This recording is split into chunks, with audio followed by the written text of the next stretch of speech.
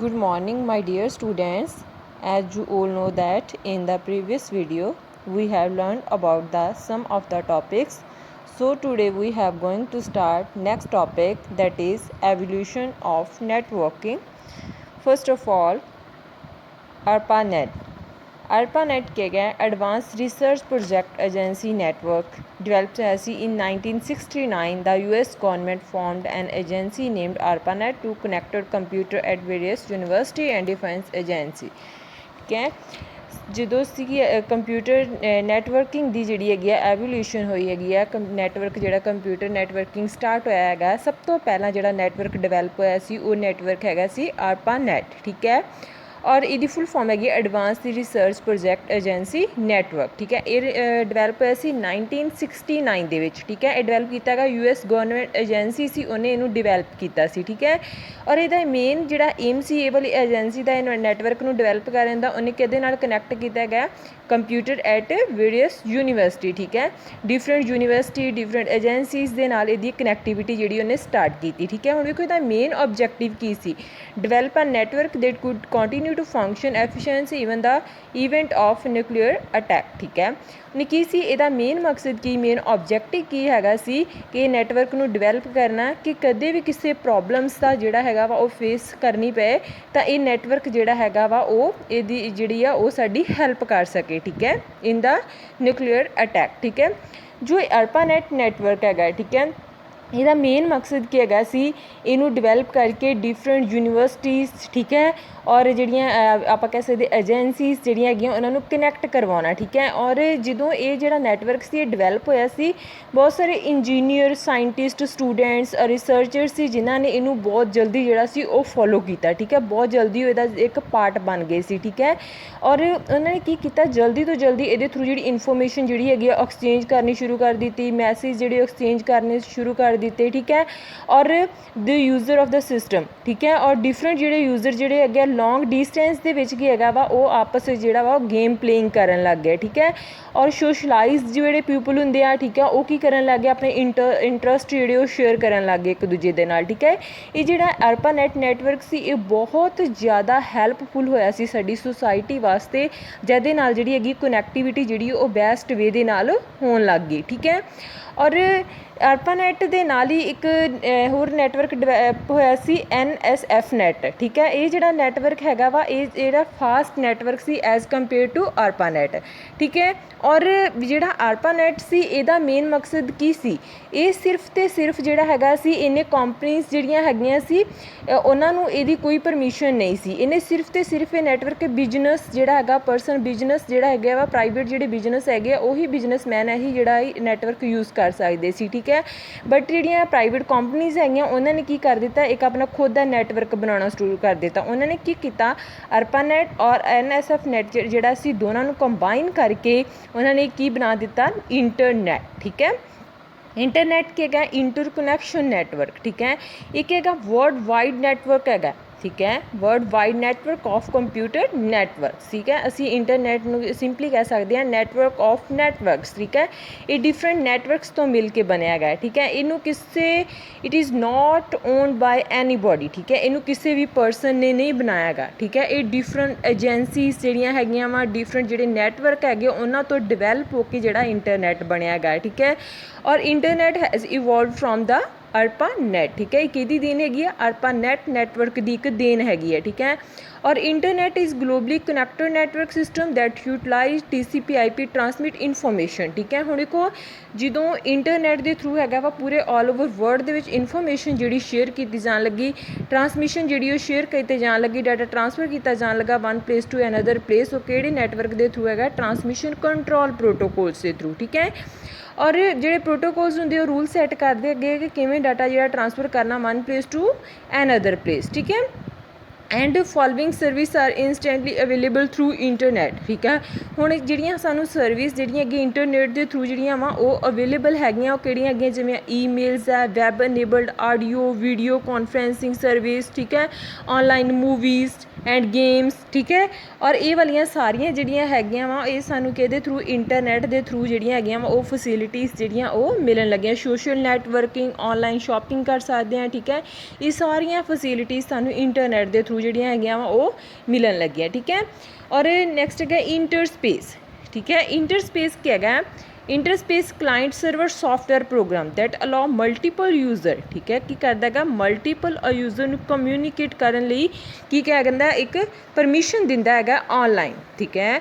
एक तो ज़्यादा यूजर जोड़े है कम्यूनीकेट कर सकते हैं ऑनलाइन थ्रू ऑडियो वीडियो ठीक है टैक्सट चैट ठीक है 3D इन्वायरमेंट एक मतलब आप कह सकते हैं एक रीजनल जो इन्वायरमेंट क्रिएट करके जोड़े एक तो ज़्यादा परसन है आपस में जोड़ा वो कम्यूनीकेट कर सकते वो चीज़ नूं कहंदे हैगे इंटर स्पेस। और स्विचिंग टैकनीक्स है साडे कोल नैक्सट स्विचिंग टैकनीक्स की होंदियां हैगियां switching techniques are used to transmit data cross ठीक है जो असी डाटा ट्रांसफर करते हैं one place to another place that is called switching techniques ठीक है। फस्ट हैगी साडे कोल सर्किट स्विचिंग ठीक है। जो सर्किट स्विचिंग हैगी है इहदा की एम हैगा first the complete end to end transmission path ये की करती हैगी पहला की है ट्रांसमिशन पाथ क्रिएट करती हैगी कि डाटा उन्हें किहड़े पाथ के थ्रू ट्रांसमिट करना है one place to another place ठीक है। जिमें वेखो ये आ वाला कंप्यूटर तो आ वाले जी है परपल कलर के कंप्यूटर ठीक है डाटा ट्रांसमिट करना है एक परसन साढ़े कोल इत्थे है एक परसन साढ़े कोल इत्थे है ठीक है कित्थे है हुण की है ये देखा जाता है कि किहड़ा पाथ बेस्ट है डाटा ट्रांसमिट करने लई one place to another place ठीक है। सब तो पहला की किया जाता है ट्रांसमिशन जिहड़ा पाथ है उन्होंने की किया जाता है एक सिलैक्ट किया जाता है ठीक है। जिमें वेखो ये ट्रांसमिशन पाथ जिहड़ा है वो आ वाला बेस्ट है जो डाटा ट्रांसमिट करने लिए इस टाइम फ्री है ठीक है। और सेकेंड कि इदा the message transmit through the past than की पहला की रूट सैट किया जाता है दैन डाटा की ट्रांसमिट किया जाता है थ्रू पाथ ठीक है। और यदा मेन एडवांटेज की है ये ग्रंटेड है डिलीवरी ऑफ द मैसेज ठीक है। एक मैसेज जोड़ा है ट्रांसमिट करने वास्ते बहुत ग्रंटेड है ठीक है मतलब कि श्योर होंदा है कि डाटा ट्रांसमिट होएगा one place to another place ठीक है। Mostly use for voice communication ठीक है। हुण ये वाली स्विचिंग जिहड़ी हैगी है असीं काहदे लई यूज़ करदे वॉइस कम्यूनीकेशन जो तुसीं कॉल्स वगैरह करदे जे ये वाली टैकनीक हैगी है साडे कोल सर्किट स्विचिंग ठीक है। और सेकेंड वन है साडे कोल पैकेट स्विचिंग हुण देखो पैकेट स्विचिंग क्या है using the TCP protocol single large message divided into sequence of packet of size limit from 128 to 4096 bytes ठीक है। हुण देखो जो TCP प्रोटोकॉल है वो की करता है एक बहुत वड्डे जो मैसेज होंदा उन्हें छोटे छोटे पैकेट्स के विच की कर दिंदा डिवाइड कर दिंदा है ठीक है। जो पैकेट का साइज़ की लिमिट होंदी है 128 टू 4096 बाइट्स के विच डाटा जोड़ा वा वो ट्रांसमिट कर सकता है ठीक है। ईच पैकेट इज़ इंडिपेंडेंट ठीक है has the address of the center and the destination हर जोड़ा पैकेट है उन्होंने की है एक डेस्टिनेशन जिथे जो उन्हें डाटा पहुँचाना होंदा है हर पैकेट में एड्रैस प्रोवाइड किया जाता है ठीक है। हर पैकेट जो इंडिपेंडेंट होंदा किसी दूजे पैकेट पर डिपेंड नहीं होंदा कि वो पैकेट सेंड होएगा दैन वो पैकेट सेंड होएगा ठीक है। हर पैकेट जो इंडिपेंडेंट होंदा है एक एड्रैस हर एक पैकेट के कोल होंदा है एक डेस्टिनेशन पर जाने वास्ते ठीक है। और the IP does the routing of the packet keep track all the different route available to destination if the route is not available to find the alternate route to the destination ठीक है। Internet protocol की है ठीक है वो की करता है does the routing of the packet ठीक है और पैकेट्स की करता है राउटिंग करता है it keep track different route जोड़े और सैट करता है ठीक है। If one route is not available ठीक है जेकर एक रूट जोड़ा है वो फ्री नहीं है तो की करता है दूजा रूट जोड़ा है वा उन्होंने फाइंड करता है ठीक है। At the destination TCP protocol reassemble the packet into the complete message ठीक है। जो पैकेट जोड़े है छोटे पार्ट्स के डिवाइड होंगे ठीक है पार्ट्स के मैसेज में डिवाइड किया जाता है लास्ट से जाके जो पैकेट होंगे की हो जाता रीअसैंबल हो जाता है ठीक है कंबाइन हो जाता है ठीक है। If any packet are lost और damage is request to send to retransmit the same message जेकर इन केस साडा जोड़ा है वा डाटा इन केस जो रस्ते में लॉस्ट हो जाता है तो तुसी जी रिक्वेस्ट करके दोबारा जो डाटा उन्होंने ट्रांसमिट कर सकते जी ठीक है। और डाटा कम्यूनीकेशन टर्मिनोलॉजी ठीक है। फस्ट है कम्यूनीकेशन चैनल हुण चैनल्स की होंगे जो डाटा ट्रांसमिट करते हैं फिजिकल ट्रांसमिशन जिवें आप वायर्स के थ्रू ठीक है जो डाटा ट्रांसमिट करते हैं उन्होंने की बोलते हैं चैनल्स कम्यूनीकेशन चैनल्स, ठीक है। बैंडविड्थ की होंदी है, बैंडविड्थ की होंदी है amount of the data that be transferred one point to another, ठीक है। जो डाटा ट्रांसमिट किया जाता one place to another place, वो कहते ये होंदा है कि फ्रीकुएंसी मैजर की जाती है, ठीक है। It is measure the range of frequency transmit single occupies, ठीक है। इन डिजिटल सिस्टम बैंडविड्थ जी होंदी है वो डाटा स्पीड बिट पर सैकेंड दे विच होंदी है। जो एनालॉग सिस्टम जी बैंडविड्थ होंदी है वो काहदे विच मैजर्ड होंदी है, high frequency signal component and lowest frequency components विच, ठीक है। हुण बैंडविड्थ जी एक्सप्रैसड होंदी है हर्ट्ज जैड, ठीक है, किलो हर्ट्ज जैड, ठीक है। एक मैगा हर्ट जैड दे विच जिहड़ी हैगी है डाटा ट्रांसफर किया जाता है, ठीक है। And drive the unit frequency international system unit one cycle पर सैकेंड, ठीक है। एक वन साइकिल पर सैकेंड दे विच जिहड़ा डाटा ट्रांसमिट कर सकते बेटे।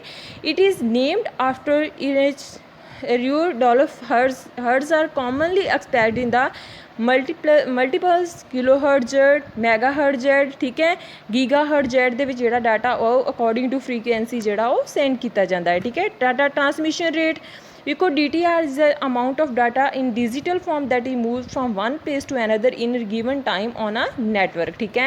ਇਹਦੇ ਵਿੱਚ ਕੀ ਹੁੰਦਾ ਹੈ ਕਿ ਡਾਟਾ ਟਰਾਂਸਮਿਟ ਜਿਹੜਾ ਕਰਨ ਦੀ ਇੱਕ ਟਾਈਮ ਜਿਹੜਾ ਪ੍ਰੋਵਾਈਡ ਕੀਤਾ ਜਾਂਦਾ ਹੈ ਕਿ ਕਿੰਨੇ ਟਾਈਮ ਤੇ ਜਿਹੜਾ ਡਾਟਾ ਟਰਾਂਸਫਰ ਕਰ ਸਕਦੇ one place to another place, ਠੀਕ ਹੈ। ਡਾਟਾ ਰੇਟ ਔਰ ਜਿਹੜਾ ਮੈਜ਼ਰਡ ਹੁੰਦਾ ਮੈਗਾਬਿਟਸ ਦੇ ਵਿੱਚ ਹੁੰਦਾ ਮੈਜ਼ਰ, ਠੀਕ ਹੈ।